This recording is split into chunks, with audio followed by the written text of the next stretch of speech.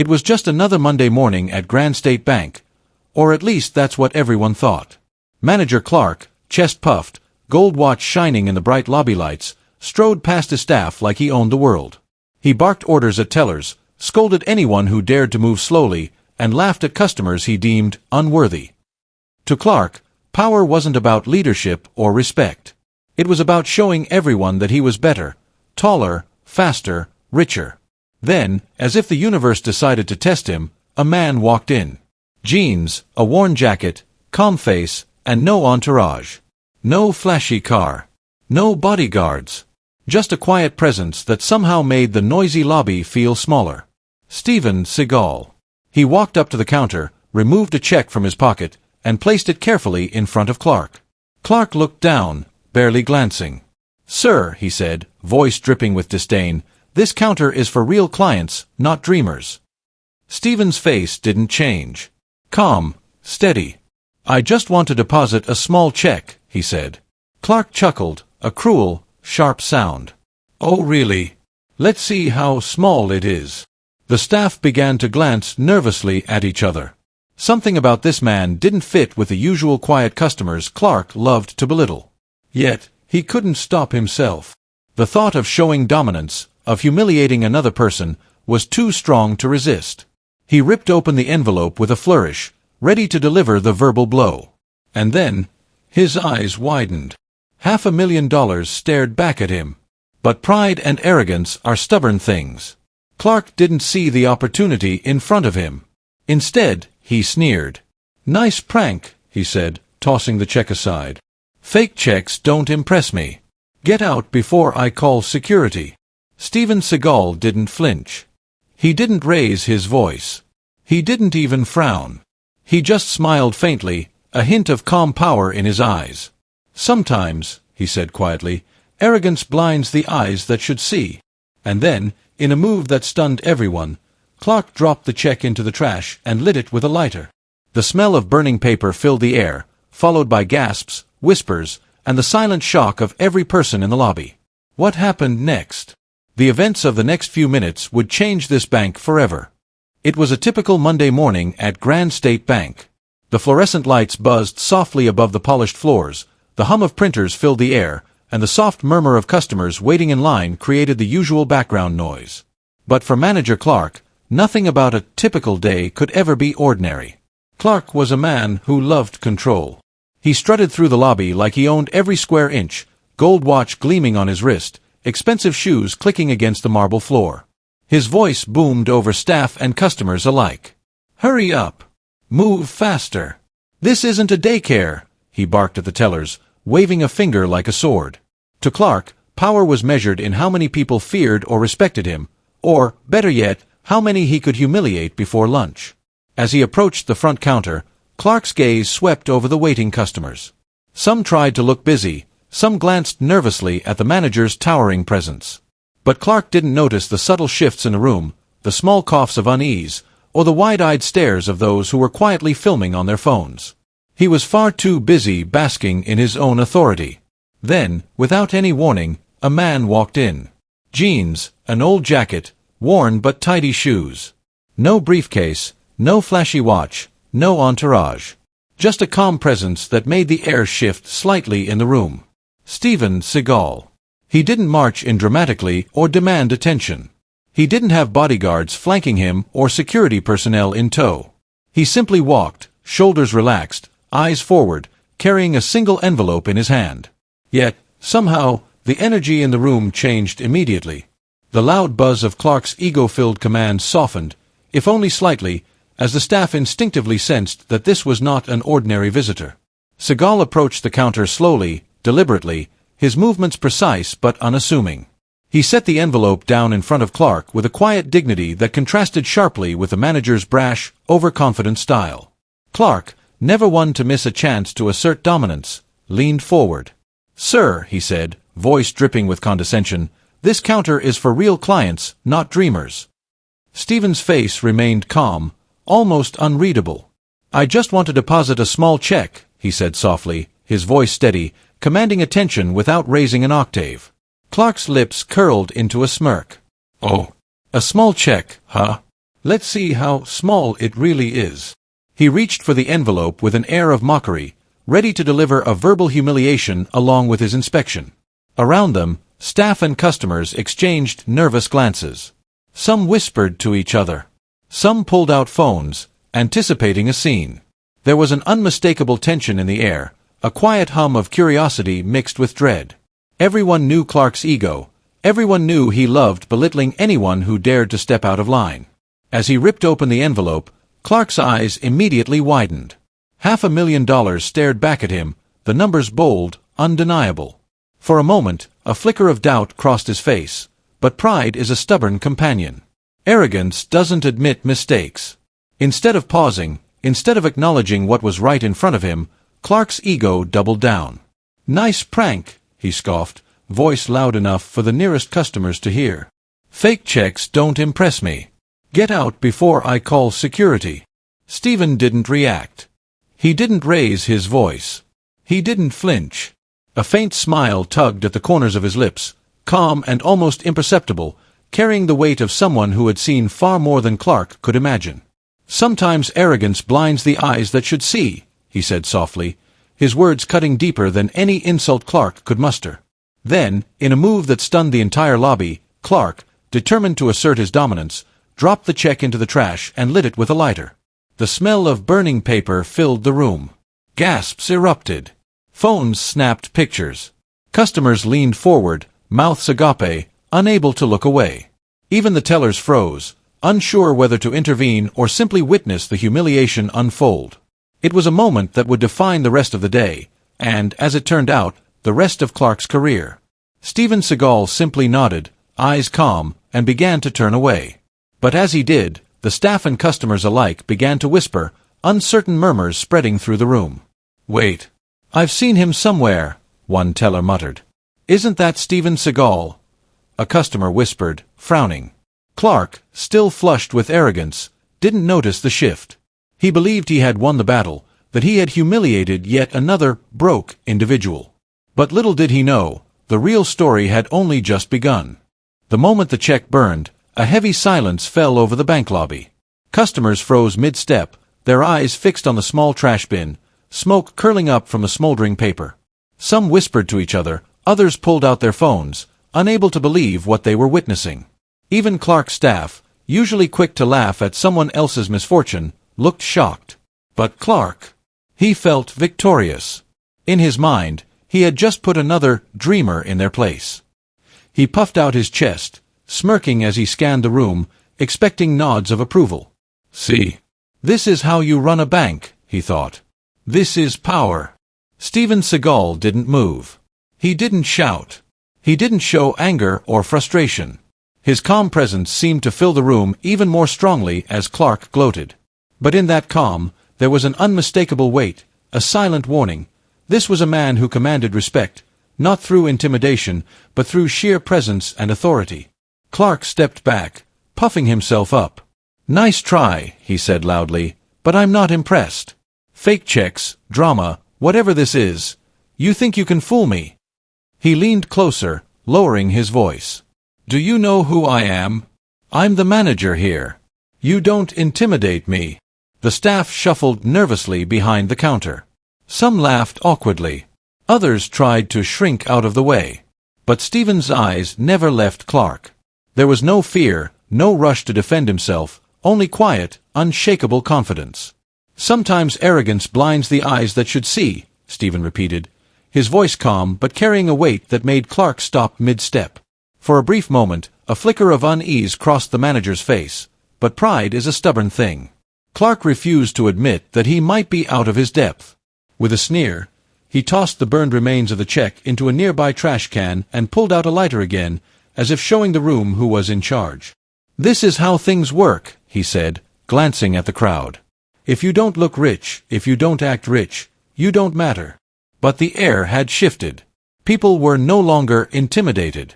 The customers leaned forward, whispers turning into murmurs, and the staff exchanged glances of disbelief. Something about this man, this quiet, composed figure, didn't match the humiliation Clark had just attempted. "Sir," a young teller finally spoke up, nervously, "I think you should." "Shut up." Clark barked, slamming his hand on the counter. "I don't need advice from anyone." Steven didn't flinch. He simply smiled faintly, the calm expression of someone who has already seen beyond arrogance and ego. "You see," he said softly, voice carrying clearly to everyone in the lobby, "true power is not loud, and respect is not forced. It is earned, quietly, silently, in ways some never understand." Clark's face twisted with frustration. How could this man speak so calmly after being publicly humiliated? How could he radiate confidence without raising his voice, without threatening anyone? The manager's ego was being challenged in ways it had never been before, and he hated it. In a last attempt to assert dominance, Clark gestured to the trash bin. "You think burning a check is impressive? I could." But Steven didn't even look at the bin. He turned slowly, letting his gaze sweep across the entire lobby, and then, deliberately, he began walking toward the exit. The sound of his steps echoed softly in the silent room. The staff and customers couldn't look away. Phones were raised, videos recording every moment. Whispers filled the air. "Wait, isn't that Steven Seagal?" one customer gasped. "I think he's an actor, right?" "But why is he here?" another murmured. An older clerk in the back frowned, leaning forward. There was something familiar about that calm, commanding face, something she couldn't quite place. Clark, however, remained frozen in his bubble of arrogance. He believed he had won. He had humiliated another broke dreamer, and restored his sense of superiority. He didn't notice the subtle shift in energy around him, the growing sense that the tables might soon turn. Steven reached the door, and for a moment, it seemed like he would leave quietly. But just as he placed his hand on the handle, the glass doors opened from outside. The lobby fell silent again, anticipation rippling through the room like electricity. 3 sharply dressed executives walked in, carrying folders, their eyes locked on Steven. "Mr. Seagal, we've been waiting for you, sir," one of them exclaimed. Clark's jaw dropped. His smug confidence wavered. He had no idea what was about to hit him. And as Steven turned back toward the staff, calm and composed, a realization began to dawn. The man he had humiliated wasn't just a visitor. He was someone far more powerful than anyone in the bank could have imagined. The next few minutes would change everything. The bank lobby had never been so silent. Even the faint hum of printers seemed to pause, as if the building itself was holding its breath. Steven Seagal's calm, measured movements toward the exit had drawn every pair of eyes, every whisper, every pointed finger. The staff, once nervous and deferential to Clark's ego, now felt the shift in energy. Something unprecedented was happening. Customers leaned forward from the lines, some holding phones at awkward angles, trying to capture every moment. Others whispered excitedly to each other, speculating about the man who had just walked in and, without a word, unsettled the tyrant manager. An older clerk near the back of the lobby frowned, squinting at Steven's face. Something about him was familiar. She had seen that expression somewhere before, calm, composed, powerful, yet understated. Her heart skipped a beat. She shook her head slightly, thinking perhaps it was just a resemblance. But the feeling lingered, a nagging sense that the ordinary was suddenly extraordinary. Clark, however, was still clinging to his illusion of control. He stepped forward, voice slightly shaky, trying to reclaim authority. "Hey, you can't just..." But Steven didn't turn. He didn't respond. He didn't even glance at Clark. His attention remained ahead, focused, unshaken. The very sight of him, without any dramatic flair, without threats or intimidation, had already begun to erode Clark's facade of power. The whispers grew louder, a ripple of realization spreading through the lobby. "Isn't that Steven Seagal?" a young customer asked, eyes wide. "I thought he was an actor," another replied, voice barely above a whisper. "But why would he be here?" Phones recorded every second, the videos already destined to go viral before the events had even concluded. People in the lobby were torn between shock and fascination. Nobody could look away. It was like watching a storm approach, silent but inevitable, with energy that demanded attention. Steven finally reached the glass doors leading to the street. His hand rested lightly on the handle, but instead of leaving, he paused. The executives outside had not yet entered, and a subtle tension built in the air. The staff and customers alike leaned closer, sensing that the real drama hadn't even begun. And then, as if on cue, the doors burst open. 3 sharply dressed executives, briefcases in hand, strode into the lobby, their eyes fixed on Steven. "Mr. Seagal. We've been waiting for you, sir," one of them called out, urgency in his tone. Clark froze mid-step. The color drained from his face.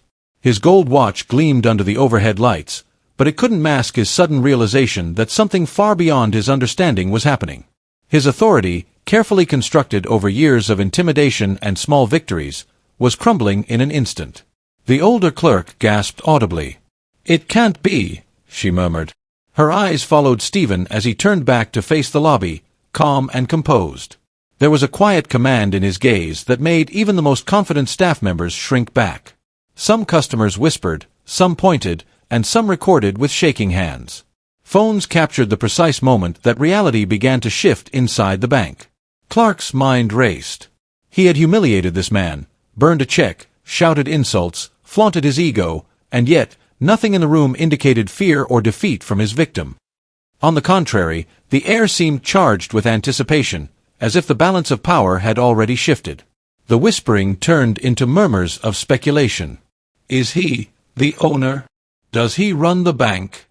"No, that's impossible," another said, still staring in disbelief. Meanwhile, Steven's calm demeanor never wavered. Every step, every glance, every subtle movement radiated authority.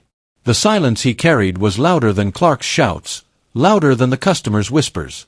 It was the kind of power that didn't need to announce itself. It simply was.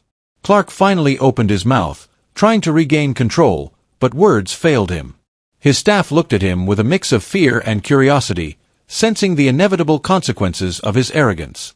And then, as Steven reached the center of the lobby, the executives finally caught up. Their presence was immediate, commanding, unmistakable. "Mr. Seagal. We've been waiting," one exclaimed. The energy in the room shifted again, almost violently. Gasps, whispers, and astonished glances ricocheted between the walls. Even Clark, who had thought himself untouchable, felt the ground shift beneath him. It was in that instant that the bank staff, the customers, and even Clark realized. The story they thought they were witnessing, the humiliation, the arrogance, the small display of human ego, was just the beginning. What happened next would define the day, the branch, and the lives of everyone in that lobby forever. The tension in the bank lobby had reached a level that felt almost unbearable. Every eye was fixed on Steven Seagal, the calm figure standing near the exit, as the 3 sharply dressed executives approached him with folders and documents clutched in their hands. The air was thick with anticipation, whispers ricocheting off the marble floors and polished counters. Clark, still reeling from the unexpected turn of events, stared at the man he had humiliated just minutes before.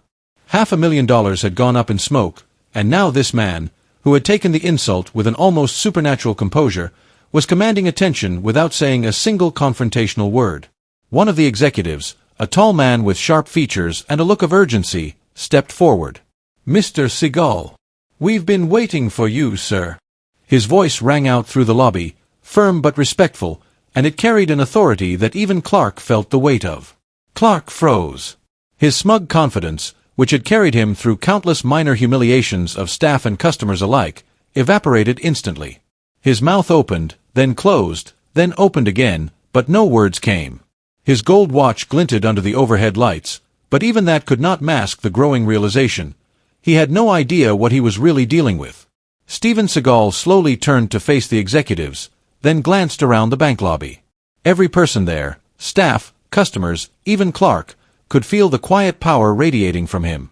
There was no shouting, no threats, no dramatic gestures. Just presence.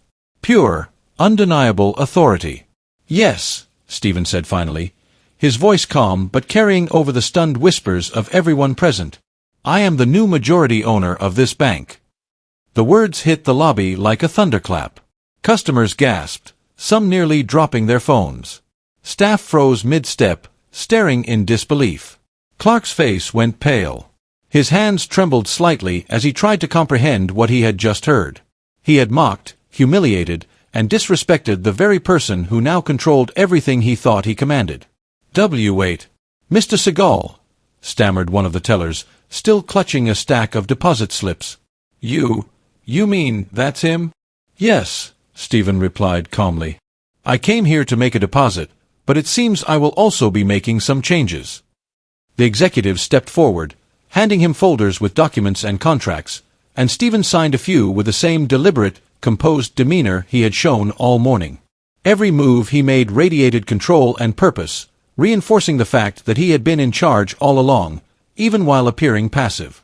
Clark, meanwhile, began to shake. His ego, once unshakable, had crumbled in moments. The realization was brutal. He had humiliated the very person who had the authority to remove him from his position, perhaps even banish him from the bank entirely. Sir, I didn't know, Clark stammered, falling to his knees, his pride shattered. I didn't know who you were. Steven Seagal's eyes softened slightly as he looked at the trembling manager. That's exactly the problem, he said. You shouldn't have to know. Respect should not be based on status or money.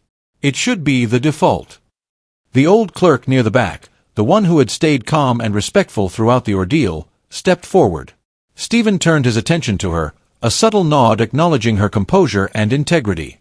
From today, he said, you will be the new branch manager. You've earned it. Murmurs of surprise and approval echoed through the lobby. Staff glanced at each other, astonished by the sudden change in hierarchy, while customers whispered excitedly, capturing every second on their phones. Clark, still on his knees, felt the weight of the lesson settling in. Arrogance and disrespect have consequences, and sometimes those consequences arrive silently, with the calm authority of someone who commands true power.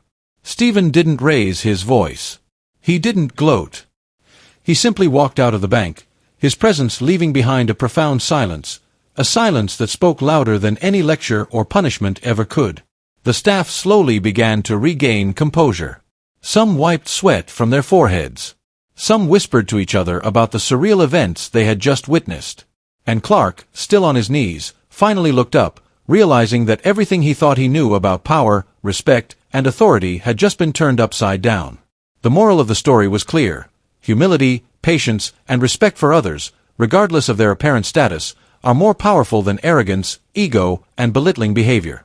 And as Steven Seagal walked into the sunlight outside, the bank lobby remained frozen in awe, everyone realizing that the events of this morning would be remembered for years to come, not for the money, not for the drama, but for the lesson in respect and true power. Clark's knees hit the polished marble floor with a heavy thud. The weight of what he had just realized pressed down on him like a physical force. The pride he had carried into the bank that morning, the arrogance that had fueled his every word and gesture, now seemed meaningless. He had humiliated the one person he should have respected, and now the consequences were impossible to ignore. Sir, I'm so sorry, Clark stammered, voice shaking. I didn't know who you were. I didn't know. His words trailed off, swallowed by the enormous silence that had fallen over the bank. Staff, customers, and even the old clerk in the back were watching, unsure whether Clark would be forgiven or publicly humiliated further. Steven Seagal's gaze softened as he looked at Clark. There was no anger in his eyes, only calm authority, the kind that doesn't need to shout to be felt. That's exactly the problem, he said slowly, each word deliberate. You shouldn't have to know. Respect is not something that should depend on who someone is, or how much money they have. It should be the default. Clark's hands shook as he tried to comprehend the weight of those words. He had believed power was about asserting dominance, about making others feel small. Yet here was a man who commanded respect without raising his voice, without threatening, without boasting, someone whose presence alone shifted the energy in the room. The lesson hit Clark harder than any reprimand could have. The old clerk, the one who had quietly maintained her composure throughout the ordeal, caught Steven's attention. He nodded subtly toward her, and she felt a mixture of pride and surprise. She had treated everyone with basic human respect, even Clark, and in that moment, her patience and humility were rewarded. From today, Steven said, turning his attention to her, you will be the new branch manager. His voice was calm, authoritative, and final. You've shown the respect and composure that this position demands. The staff exchanged astonished glances. Some whispered quietly to each other, while others openly smiled, realizing the branch was about to change in more ways than one. The old clerk's promotion was not just symbolic, it was a statement.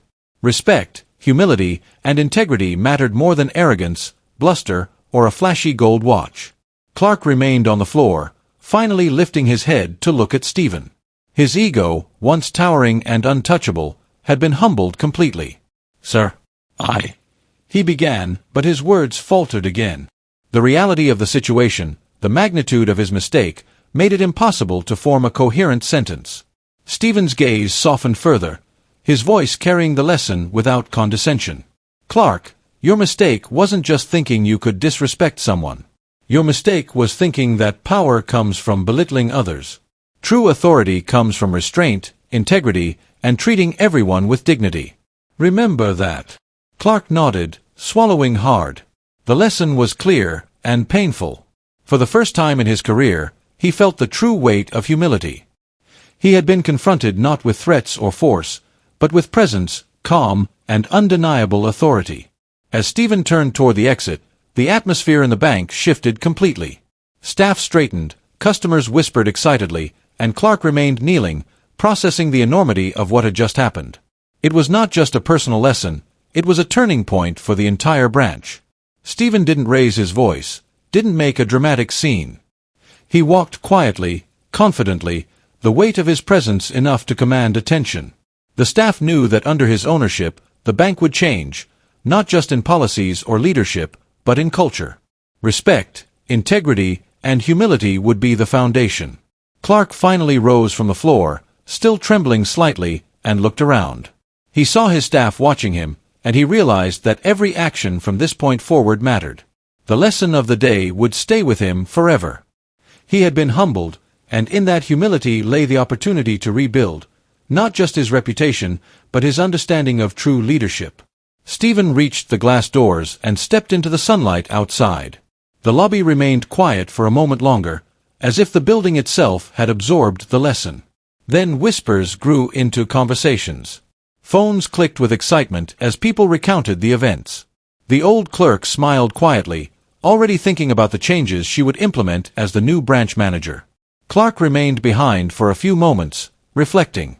The lesson was clear: arrogance and disrespect carry consequences. Respect, patience, and humility are far more powerful than intimidation. And most importantly, true authority doesn't need to shout, it commands simply by being. With that, Steven Seagal walked away, leaving a legacy of calm authority and a lesson in respect far louder than any reprimand or punishment could ever have been. The bank lobby had returned to its usual hum, but the air was different. Customers whispered excitedly among themselves, still replaying the unbelievable events they had just witnessed. Phones were out, videos already uploading, and staff moved with a new sense of purpose. The day that began like any other Monday had become a lesson in respect, humility, and the true meaning of power. Clark, still shaken from his confrontation with Steven Seagal, slowly walked to his desk. He could hardly believe what had happened. He had humiliated a man, burned a $500,000 check, and assumed that arrogance equaled authority. Yet, in the quiet, composed power of Steven Seagal, he had experienced something far greater. The revelation that true influence doesn't come from dominance, it comes from integrity, humility, and the respect you show to others. The old clerk, now promoted to branch manager, approached Clark. She didn't gloat. She didn't mock. Instead, she offered a simple nod, the kind that says, "We all have room to grow." Clark nodded back, understanding that while he had been humbled, this was also a chance to learn, to rebuild, and to lead with the respect he had once thought unnecessary. The lesson extended far beyond the walls of the bank.